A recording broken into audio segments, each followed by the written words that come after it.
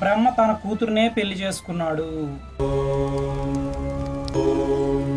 శాంతి శాంతి శాంతి. Google చదివినోడు పండితుడు కాదు.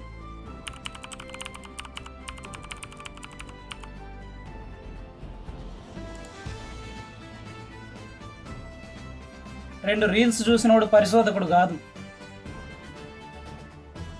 అందరికీ నమస్కారం. ధర్మ సంవాదం యూట్యూబ్ ఛానల్కి అందరికీ స్వాగతం. ఈరోజు సోషల్ మీడియాలో చాలామంది నమ్ముతున్న ఒక అపోహ గురించి మాట్లాడుకుందాం. కొంతమంది చాలా ధైర్యంగా చెప్తూ ఉంటారు, సరస్వతీదేవి బ్రహ్మకి కూతురు, బ్రహ్మ తన కూతురునే పెళ్లి చేసుకున్నాడు అని చెప్తారు. వాళ్ళు చెప్పే తీరు చూస్తే ఏదో 4 వేదాలు చదివేసినట్టు, అష్టాదశ పురాణాలు కంఠస్థం చేసేసినట్టు, వేల సంవత్సరాల చరిత్రను పరిశోధించినట్టుగా మాట్లాడతారు. కానీ మీరు ఈ యొక్క చిన్న ప్రశ్న అడగండి, ఆ మాట ఏ వేదంలో ఉంది, ఏ ఉపనిషత్తులో ఉంది, ఏ శ్లోకంలో ఉంది అని అడగండి. ఆ ఒక్క ప్రశ్నకే చాలామంది నోట్లో నుంచి మాట రాదు. ఎందుకంటే సోషల్ మీడియా పోస్టులు ఆధారం కాదు, లేదా ఏదో రీల్స్ మీమ్స్ నుంచి ఆధారాలు కాదు, ఎవరో చెప్పారనేది ప్రమాణం కాదు.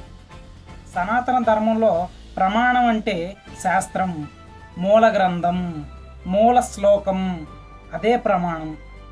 ఒక చిన్న ఉదాహరణ చెప్తాను.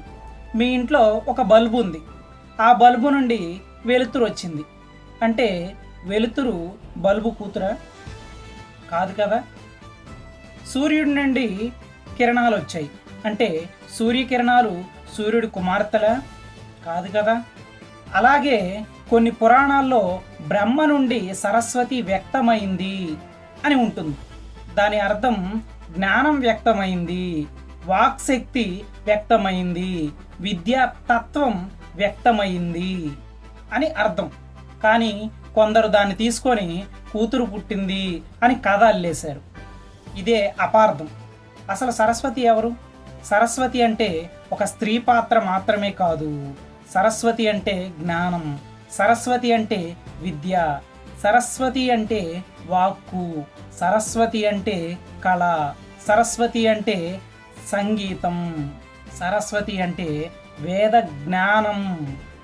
అందుకే ఏ విద్యార్థి అయినా పరీక్షకి వెళ్ళే ముందు ఓం సరస్వత్యై నమః అని ప్రార్థిస్తాడు. ఇక్కడ దీని అర్థం ఏంటి? బ్రహ్మ కుమార్తెకి నమస్కారం అని కాదు కదా, జ్ఞాన స్వరూపిణికి నమస్కారం అని.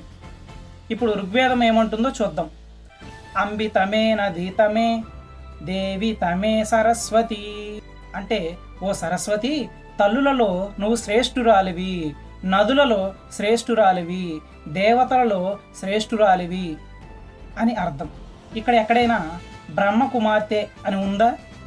లేదు. అయితే ఈ కథ ఎక్కడి నుంచి వచ్చింది?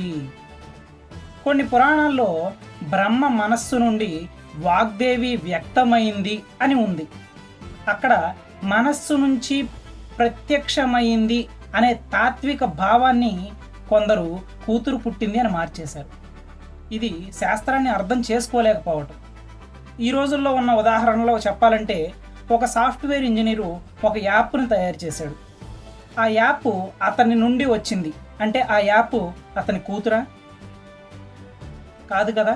అది అతని యొక్క సృష్టి. అలాగే సరస్వతి బ్రహ్మ నుండి వ్యక్తమైన జ్ఞానశక్తి అంతే.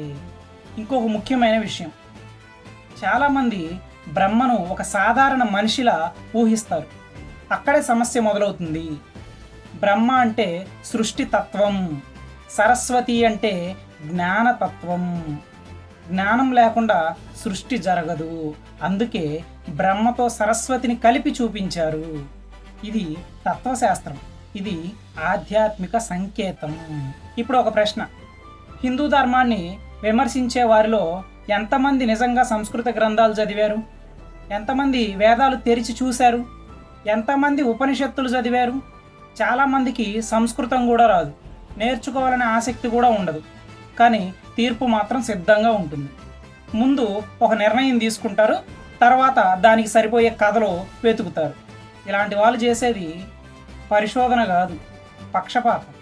ఇప్పుడున్న యువతకు నాదొక విజ్ఞప్తి. ఎవరైనా ఏదైనా చెప్పారంటే వెంటనే నమ్మకండి. ఆధారం అడగండి, మూల శ్లోకం అడగండి, గ్రంథం పేరు అడగండి, అనువాదకుడి యొక్క పేరు అడగండి, ఆ రచయిత ఏ ప్రమాణాల ఆధారంగా రాశాడో అడగండి. ఎందుకంటే గూగుల్ చదివినోడు పండితుడు కాదు, 2 రీల్స్ చూసినవాడు పరిశోధకుడు కాదు, ఒక మీమ్ చూసినవాడు చరిత్రకారుడు అంతకంటే కాదు. సనాతన ధర్మంలోని దేవతలు కేవలం వ్యక్తులు కాదు, విశ్వతత్వాలు, దైవ శక్తులు, ఆధ్యాత్మిక సత్యాలు.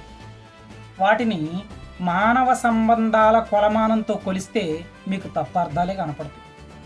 కాబట్టి మళ్ళీ స్పష్టంగా చెప్తున్నాను, సరస్వతీదేవిని బ్రహ్మ కుమార్తె అని వేదాలు చెప్పలేదు, మరి ఏ సనాతన గ్రంథాలు కూడా చెప్పలేదు.